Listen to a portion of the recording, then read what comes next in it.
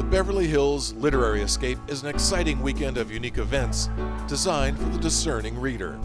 It's a dynamic intersection of literary culture and entertainment, reminiscent of the days of the Algonquin Round Table and European legendary cafe scenes of bygone eras, but alive and well today in Beverly Hills.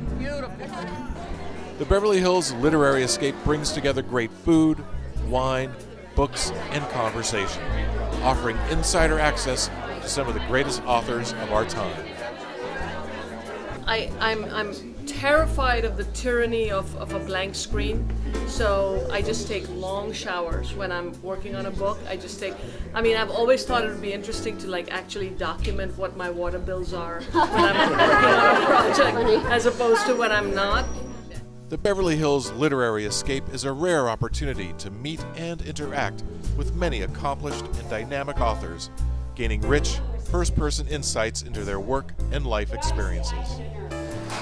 Growing up, I always knew I was a just say yes kind of person, living in a just say no kind of family. A year after I graduated from college, I decided to move to Ireland and live and work with nuns. This is a 5-minute story. I don't have time to tell you why. The Beverly Hills Literary Escape presents green room VIP access to leading authors in tasteful, upscale venues. Escape to Beverly Hills for a red carpet weekend where authors are the celebrities, book lovers are the VIPs, and literary culture is exciting and entertaining for everyone. Don't just read a book, experience it.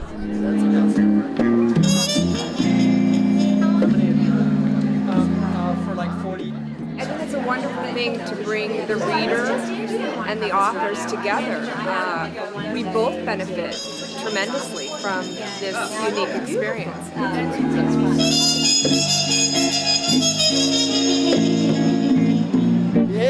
Let me start off by saying what a great privilege it is to be here and to be talking to all of you. I was sharing with some of you that I've always had great curiosity as to how the reader is experiencing the book, and talking to book groups is a wonderful way of sensing some of that. And so I'm very, very honored that you're here, and thank you so much, Judy, for inviting me. I was a precocious reader. I don't think I had particular aptitude for much else in the curriculum other than English literature, which I loved. And I remember reading Lolita when I was 10. And I encountered Lady Chatterley's Lover when I was 10 and a half. Were these books you were pulling off your parents' shelves and hiding? They were on my parents' shelves, indeed. And I encountered the book that brought me to medicine when I was 11. And I think it's fitting that a novel should have brought me to medicine. And the book was Of Human Bondage. And I picked it up because the title held great promise. It was more than a matter of what we did on Sunday morning. It was a matter of who we were. Yes. And who we were was defined by the ritual of the church that we went to. Well, I thought this morning was a remarkable event because there were a number of writers there, all of whom had a book to sell and none of whom were selling the book. And it was truly the first writers' colloquium that I've been to of this kind that was about an idea as opposed to being about simply selling a book.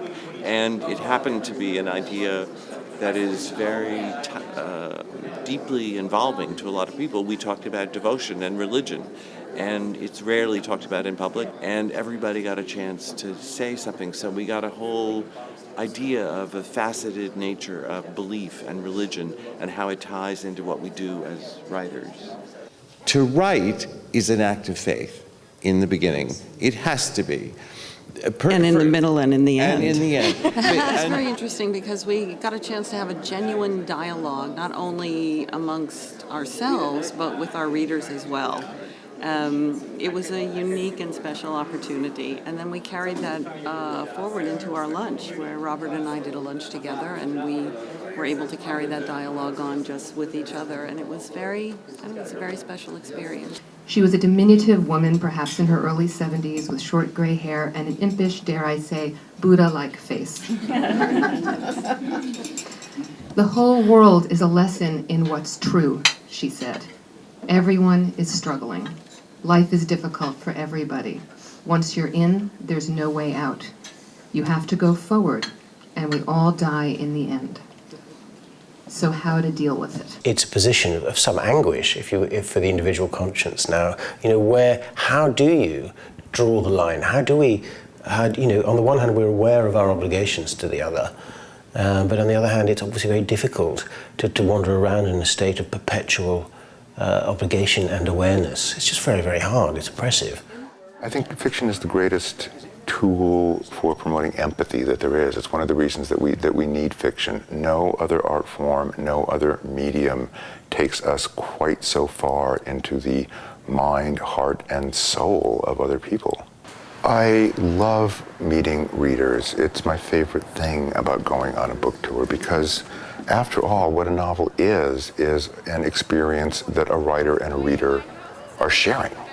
A book doesn't exist if there's no one there to read it, and I am very conscious of my readers as I write.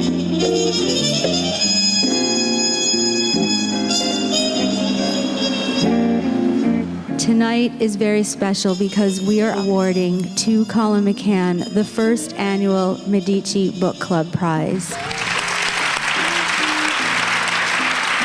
I've always believed in the process of creative writing, but even more so in the process of creative reading.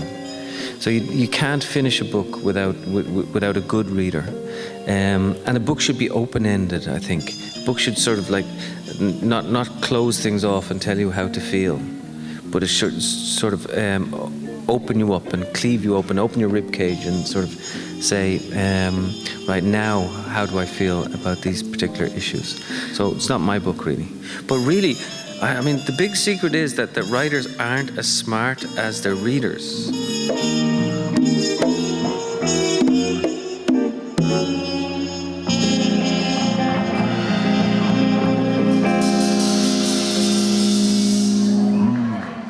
Thanks very much.